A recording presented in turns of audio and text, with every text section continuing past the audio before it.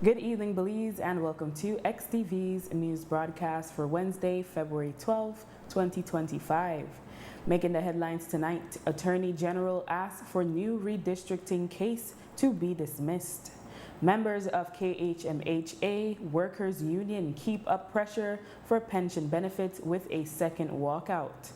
And Magistrate Court in Belize City closes due to mold infestation. We take our first break and return with the news in detail. February is all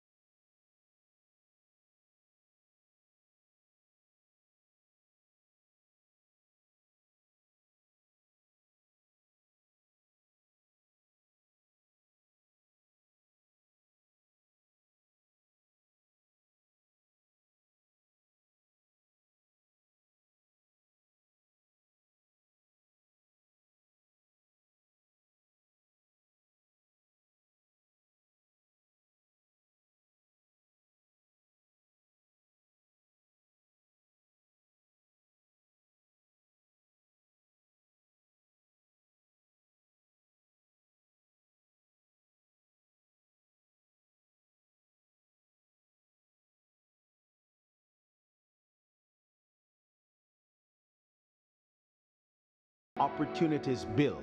Belize, we're ready. At 11 this morning, High Court Justice Tawanda Hondura started hearing the new constitutional claim for redistricting to happen before the next general elections. It was requested that given the nature of the claim, the matter be heard on an expedited basis. The hearing was almost adjourned due to technical difficulties of the claimant's attorney, senior counsel Anan Ramlogan, not hearing the judge clearly. For this hearing, Ramlogan alone was appearing virtually, and the judge emphasized that he prefers his cases to be in person. He then told Ramlogan he either comes in person next week or his claimants must find a local representation. After the judge was added to the virtual meeting, Ramlogan appeared to be hearing well enough, and so arguments proceeded. Initially, the judge asked for clarification on what is before the court, given that the initial application was premised on preventing the Prime Minister from announcing elections. The amended application submitted at 7:38 p.m. on Tuesday after elections were announced sought that the court order of the revocation of the PM's advice to the Governor General to issue writs of elections. However, the amendment did not include the reliefs sought in the initial application. Ramlogan explained that the goalposts kept changing due to the deliberate actions of the government to prevent the claimants from being able to pursue the constitutional claim. Ramlogan then affirmed they were merely trying to keep up. The judge then went through an exercise to clarify what the claimants are seeking. Ramlogan first pointed out that this claim is different from 2019 claim for redistricting brought by the Belize Peace Movement because his clients, Jeremy Enriquez, Rudolph Norales, which is the formal name of Nigel Patillo, and Jessica Tulsi, are arguing that their constitutional rights are being violated. When asked why the court should issue the reliefs sought, Ramlogan stated it should because the rules of court give his clients the right to apply for such interim reliefs to maintain the status quo. In his response, senior counsel Eamon Courtney asked the court to dismiss the claim. Courtney declared that the Prime Minister had not breached any public duty because he cannot force Parliament from voting on any matter. In this case, the redistricting bill, and neither can he force any House committee to send back a bill to the House. Courtney also argued that the court has no jurisdiction to do the same and compel Parliament to act due to the separation of powers. Additionally, Courtney submitted that since this is a constitutional claim, the judge is not sitting in an elections court to decide the validity of an election. Among Courtney's other arguments, he asserted that once an election has been called and election writs issued by the Governor General, legal procedures are triggered that cannot be stopped. He added that for the court to order Parliament undissolved, it would set a precedent giving the PM dictatorial powers to remain in power for the conduct of a redistricting exercise that may take some time. The matter was still ongoing at 6 p.m. Members of the KHMH-AWU staged another walkout today from the National Referral Hospital as they pressure the government for pension benefits. The union notes that though the hospital's administration worked out a pension plan for staff who joined the institution in 2018 onwards, the staff from 2017 back to the inception of the hospital have been left out in the cold. However, some have since pointed out that the public officers who went over to the KHMH in the early 2000s did so for higher salaries, but knew there was no pension to be received. In response, others have said that this does not preclude negotiations for pensions. The union further argues that the Briceño administration committed to grant them a pension and set up a committee to conduct negotiations. However, the union reports that their last meeting happened October 2023. The Ministry of Health has committed to meet union officials on Monday, February 17, but the union proceeded with today's action to keep up the pressure.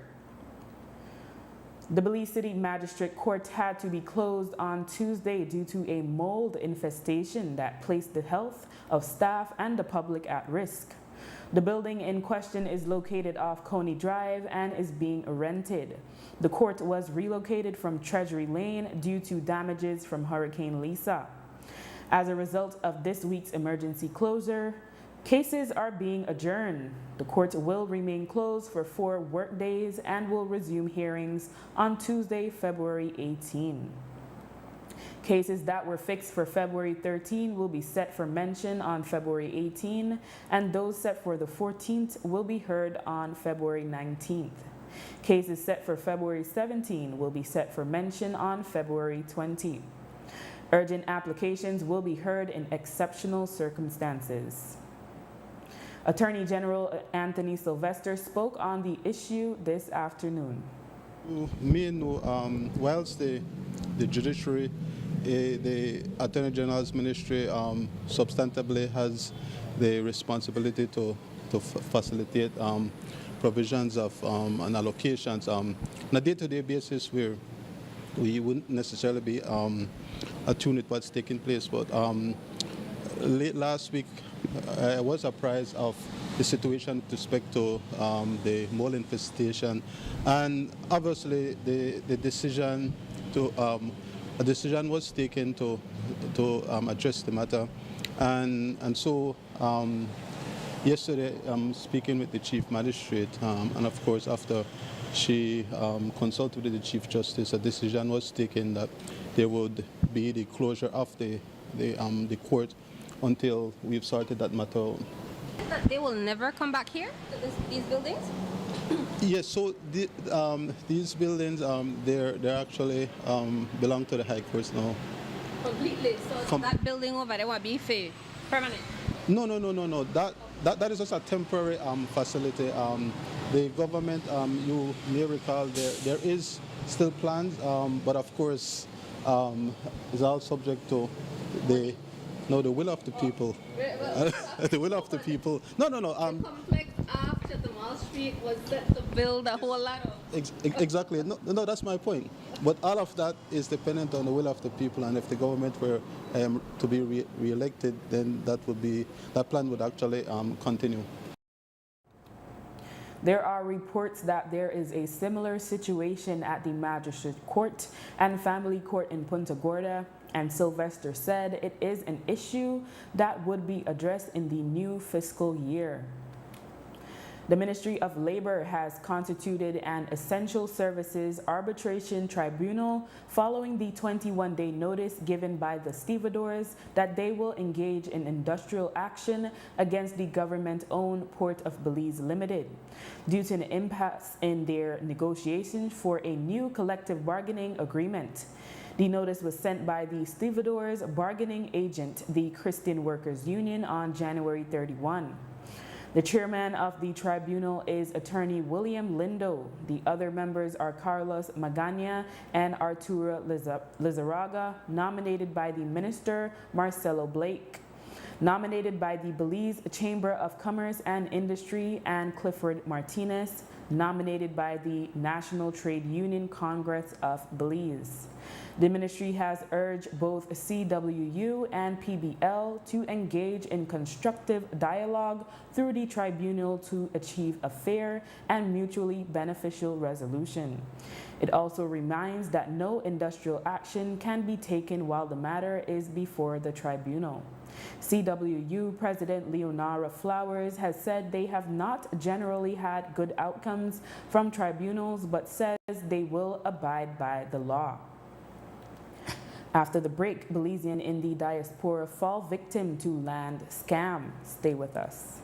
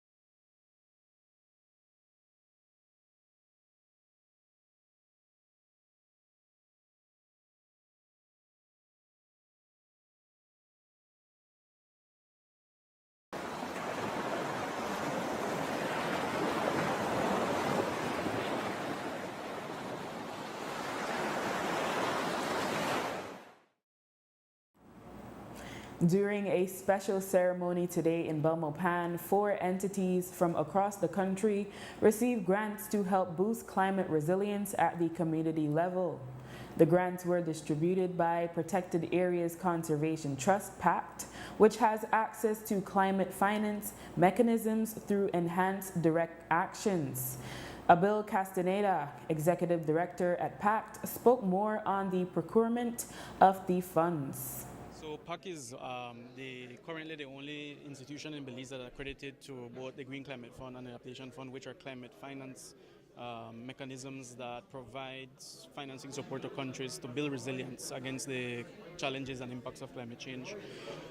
So this particular award ceremony is directly related to the Adaptation Fund. There was a particular mechanism that's called EDA, Enhanced Direct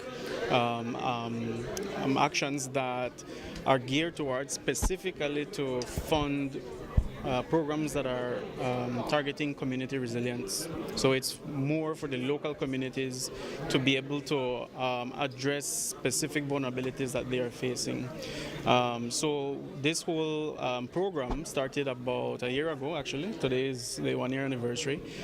It's a $10 million facility that is there to support Belizean local communities and organizations that work with communities to build resilience. And so what we are able to do today, thankfully, and we're excited that we were able to grant 4 of our recipients that are part of this process so far their grants to be able to execute their projects with us. We do have 4 other partners that we are working with to also do a second cohort of grant within the next couple of months or so. 4 entities received grants today, which total $4 million. They were Sartaneja Village Council, Belize Forest Department, the Inter-American Institute for Cooperation on Agriculture, and the Belmopan City Council. Mayor of Belmopan, Pablo Kowich, explained that Belmopan's project centers around sustainable flood mitigation. Yes, the team at City Council took time to formulate a project plan or a proposal to submit to PACT for flood mitigation in the Salvapan area. And that is what we submitted, applied for, and thankfully we were approved for $684,000. So $684,000, what works will be going into the Salvapan area? Through the flood mitigation approach, we will be doing drainage work and street works on three streets. That's specifically the Panama, Haiti, and Cuba streets, as I mentioned, in the Salvapan area. It's an area that presently has a water encatchment, so we need to ensure that we can take that water out of that area. The family of 41-year-old Carlos Casanova is desperately trying to locate their loved one, who they say has been missing since Saturday. According to what the family has learned so far, Casanova left his San Pedro and Burgers Key residence sometime on Saturday after 4 in the afternoon, but left behind both his wallet and his cell phone. His family and friends are hoping that he's still alive and well, but are worried since he might be without cash and without a means to communicate with them. They said it is unusual of him to disappear without notifying anyone. Casanova, who is originally from Orange Walk, lives and works on the island. If anyone has any information on his whereabouts, his family can be contacted at 607-3876, 671-5502 or 654-4730. Police in San Pedro made a significant ammunition bust on Tuesday night between 7 and 8. A joint operation led by Officer Commanding Superintendent Egbert Castillo, along with a special operations team and various units on the island, were carrying out searches north of San Pedro when they made the discovery. The operation discovered 1 AK-47 magazine containing 12 7.62 millimeter live rounds of ammunition, 1 red box containing 23 5.56 millimeter live rounds of ammunition, and 1 60-round capacity magazine containing 37 5.56 millimeter live rounds of ammunition. At the time of the discovery, police did not find anyone in the area. The ammunition were labeled, sealed, and deposited as found property. A joint operation led by Sergeant Devon McKinn, along with a special operations team and various units of the Belize Police Department and the Customs and Excise Department in North San Pedro on Monday, has resulted in the discovery of illegal firearms and ammunition. The items were discovered after a search was conducted in a bushy area near a camp. The operation discovered one 9mm pistol with an extended magazine containing 22 live 9mm rounds and one AR-15 rifle with 2 magazines containing 25 rounds of 5.56mm ammunition and 26 rounds of .223 ammunition. The team also discovered one black SG rifle with a magazine containing 12 rounds of 5.56 ammunition and additional ammunition of 2 5.56mm rounds, one 5.56mm round, and 15.223 live rounds. At the camp were 3 men, 26-year-old Daniel Anthony Lagos, 23-year-old Zefania Mariano, and 21-year-old Zylan Quijal Castillo. Police have since arrested the men and charged them with 1 count of kept prohibited firearm, 1 count kept prohibited ammunition, 2 counts of kept a firearm without a gun license, 2 counts of kept ammunition without a gun license, and possession of a firearm with serial number removed. Motorists are advised that beginning on Thursday, February 13, around noon until Sunday, February 16, the Philip Golson Highway will be temporarily closed between the Rotary Roundabout and the Belkin Flag Roundabout in Belize City. The Ministry of Infrastructure, Development and Housing issued a release explaining that the temporary closure will facilitate the installation of hot mix asphalt concrete road pavement. The 2 right-hand lanes when traveling toward the Belkin Flag Roundabout, or both inbound lanes, will be impacted by the shutdown. Drivers are encouraged to make appropriate travel plans and utilize Coney Drive or other alternate routes as instructed by traffic control personnel. Motorists are cautioned to drive carefully with alertness and with respect for other drivers and pedestrians. The ministry apologizes for any inconveniences caused. And with that, we have come to the end of our newscast. A repeat can be viewed on the station later tonight at 9 and again tomorrow at midday. Join us again tomorrow for another news broadcast. I am Drea Espinosa. Have a safe and enjoyable evening.